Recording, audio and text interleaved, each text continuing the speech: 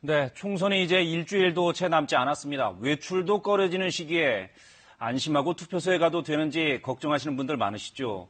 코로나19 때문에 소중한 권리를 포기하는 일은 없어야 할 텐데 그러려면 총선 방역 대책이 믿을만 해야겠죠. 전문가와 함께 짚어보겠습니다. 전병률 대한의협 코로나19 대책위원 나오셨습니다. 어서 오십시오. 네, 안녕하세요. 예, 고생 많으시죠, 요즘에. 네. 이거 먼저 여쭤보지 않을 수가 없습니다. 오늘 신규 확진자가 39명까지 줄었습니다. 100명 안팎이었던 지난주와 비교하면 상당히 많이 줄어들었는데. 네.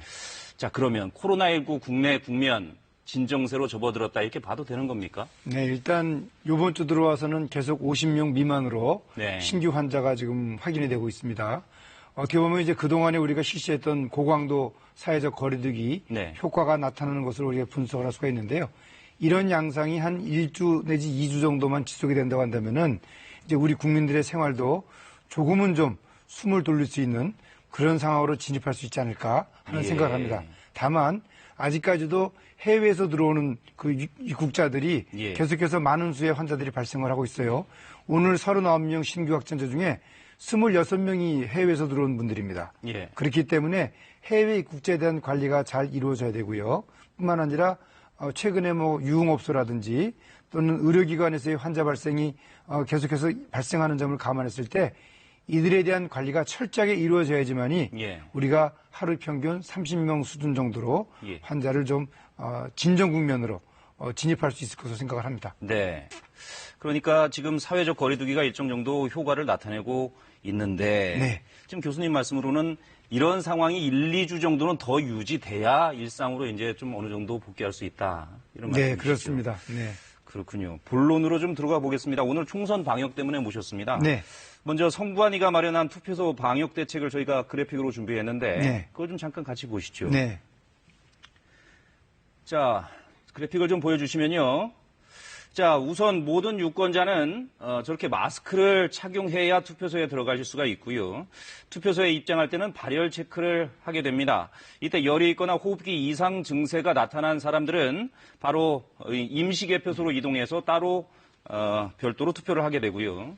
발열 체크를 하고 난 뒤에는 손 소독제로 손을 소독하고 또 그 비닐 장갑을 끼고 네.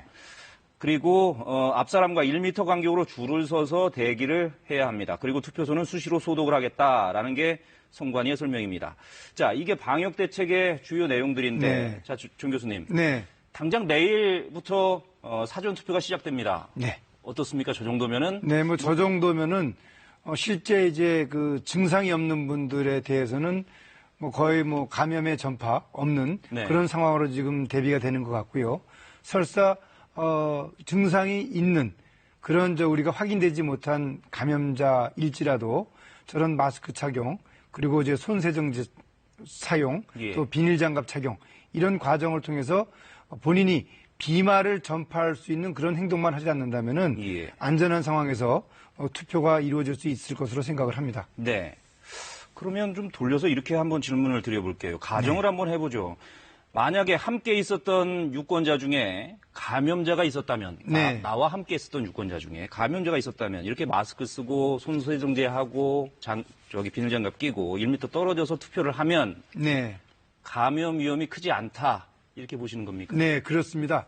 실제로 우리가 그 초창기에 그 확진한 자들의 접촉자를 이제 조사하는 과정에서 네. 그 마스크를 착용한 사람들과 접촉했던 사람들은 다행히도 감염이 되지 않은 반면에 예. 마스크를 착용하지 않고 대화를 했던 그런 분들은 대부분 다 접촉이 돼서 감염이 됐습니다. 예. 그런데 이제 우리가 투표 상황을 이런 상황으로 철저하게 준비를 한다고 한다면은 이 투표장에서의 비말을 전파할 수 있는 그런 행동이 이루어지지 않고 그리고 저런 마스크 착용 또 손 세정제 사용 그리고 비닐 장갑 착용 이런 형태로만 이루어진다면은 감염을 충분히 막을 수 있을 것으로 그렇게 생각을 합니다. 아, 그렇군요. 네. 그래서 열이나 호흡기 이상 증상이 있는 사람들은 별도의 임시 기표소에서 그 투표를 하도록 하겠다라고 하는 건데 요거는 추가적으로 더 대책을 강화한 거군요. 그렇습니다. 그렇게 하지 않더라도 감염 위험은 크지 않다 이렇게 보시는 건가요? 네, 뭐 일단 접촉이 이루어지더라도 비말을 전파하거나 예. 또 이 바이러스를 묻힐 수 있는 그런 행위가 일어나지 않는다면은 네. 이 감염으로부터 자유로울 수 있다. 이제 그렇게 보시면 될 것 같습니다. 아, 그렇군요. 네. 자, 그러면 교수님 생각하시기에 지금 방역 대책은 이걸로 어느 정도는 충분하다. 추가적으로 좀 필요한 건 없습니까? 아무래도 이제 이 유권자분들께서 예. 이 기표장 안에서 비말을 전파할 수 있는 행위를 자제를 해야 됩니다. 예를 들어서 마스크 착용하던 걸 갑자기 뭐 벗고 예. 큰 대화를 한다든지 뭐 어떤 이 투개 기표 요원들에게 뭐 이의를 제기한다든지 예. 이런 일들이 생긴다면은 그런 과정에서 비말을 통해서 만약에 감염된 사람이다. 그러면 예. 바이러스가 확산될 수가 있겠죠. 예. 투표소 가신 분들이 서로 너무 거기서 많은 대화를 나누는 게 좋지 않겠군요. 네, 그렇습니다. 침묵은 금입니다. 네. 자, 한편으로는 그런 생각도 좀 듭니다.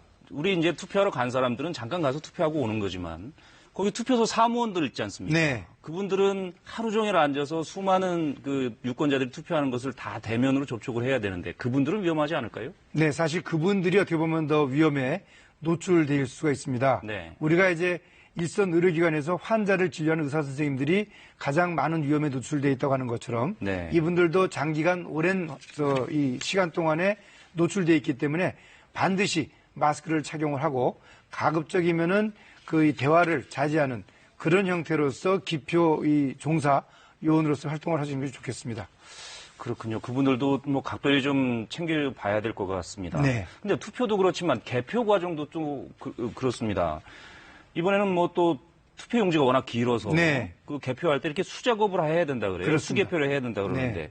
만약에 확진자가 투표 용지를 이렇게 만지면 네. 그 투표 용지에 바이러스가 남아 있지 않습니까? 네, 일단 뭐 우리가 바이러스가 종이에 묻었을 경우에 네. 생존할 수 있는 그 시간이 한 하루에서 이틀 정도 된다고 합니다. 예. 그런데 이제 우리가 이제 투표할 때 마스크 착용, 손세정제 사용, 또 비닐 장갑 착용 이런 그 절차가 있기 때문에 사실상 확진자라 하더라도 이 투표용지에 바이러스를 묻힐 수 있는 가능성은 대단히 낮겠죠. 예. 그러나 이제 개표 요원들의 경우에도 반드시 마스크를 착용을 하고 손세정제를 사용한 이후에 비닐 장갑을 끼고 네. 개표에 임한다면은 이 종이를 통한 바이러스 감염은 충분히 막을 수 있다고 생각을 합니다.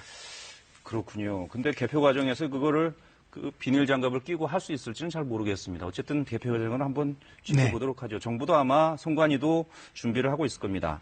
자, 코로나 예방도 중요하고 또 투표도 중요합니다. 우리 유권자들이 이번에 투표할 때 이런 점은 꼭 좀 지켜달라.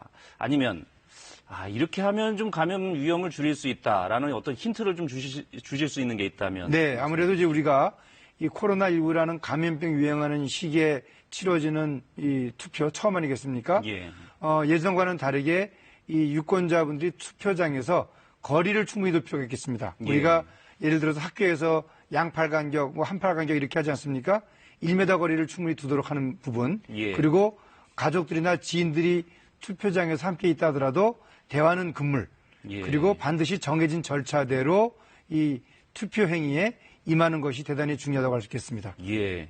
근데 사람들이 이렇게 몰려서 투표를 할 시간대에는 좀 그게 1m 간격이 유지가 될지 모르겠어요. 네, 이번에 우리가 마스크 구입하는 과정에서 보는 것처럼 우리 시민들이 상당히 오랜 시간 동안 예. 줄 서면서 충분한 거리를 두면서 마스크 구입을 기다리더라고요. 예. 이런 것처럼 이 투표에 임하는 우리 유권자분들도 그 정도의 거리를 두면서 투표장에 임하신다면은 충분히 이 코로나19 바이러스의 감염으로부터 극복을 할 수 있을 것으로 그렇게 생각을 합니다. 네. 아이를 데려가는 건 안 좋은 생각이시겠죠? 그렇습니다. 예. 아무래도 아이들은 집에다 놓고 네. 그리고 또 만약에 아이와 가게 된다면은 따로따로 네. 남편이 집에서 아이를 보고 부인이 투표를 하고 그러면은 또 부인이 아이를 보고 남편이 투표를 하러 가는 예. 그런 행태가 좋겠습니다. 예. 알겠습니다. 지금 정 교수님 말씀을 정리를 하면 우리 유권자 입장에서는 일단은 좀 가서는 일정한 거리를 충분히 둬야 되고 대화를 하지 말고 아이도 데려가면 안 되겠다. 이렇게 말씀을 해 주셨습니다. 네. 자, 총선 방역 대책은 그렇고 코로나19 전망을 좀 여쭤봐야 되겠습니다. 조금 전에 한 1, 2주 정도 이런 상황이 지속되면 우리가 어느 정도 일상을 회복할 수 있을 것이다 라고 말씀을 하셨는데 전반적인 전문가들의 전망을 보면 코로나19가 장기화되는 것을 피할 수 없다라고들 얘기를 합니다. 교수님 어떻게 보십니까? 네, 사실 코로나19 현재로서는 특효약이 없고 백신이 없는 상황에서는 결국은 우리가 면역 기능이 현재는 없는 거죠. 네. 그러니까 우리는 그 방패를 가지고 있어야 되는데 방패가 지금 아직까지는 약합니다. 예. 그렇기 때문에 어쩔 수 없이 이 질환은 일정 기간 동안 지속될 수밖에 없습니다. 따라서 환자의 발생을 단기간 내에 많이 발생시키는 일이 생겨서는 안 됩니다. 충분한 시간을 갖고 환자를 꾸준히 낮은 수준으로 발생하도록 하는 것이 제일 중요하고요. 예. 그럴 경우에 우리가 의료기관에서 환자들에게 적절한 치료가 가능합니다. 그렇게 해야지만이 또 사망도 막을 수가 있습니다. 예. 이런 부분들을 우리가 염두에 두고 방역에 임한다면은 한 7월 정도에는 어느 정도 진정 국면에 진입할 수 있을 것이 아닌가 그렇게 예. 지금 전문가들이 보고 있습니다. 7월 정도에는 진정 국면에 진입할 수 있을 것이다. 알겠습니다. 네. 전병률 대한의협 코로나19 대책위원과 얘기를 좀 나눠봤습니다. 오늘 말씀 잘 들었습니다. 네, 감사합니다.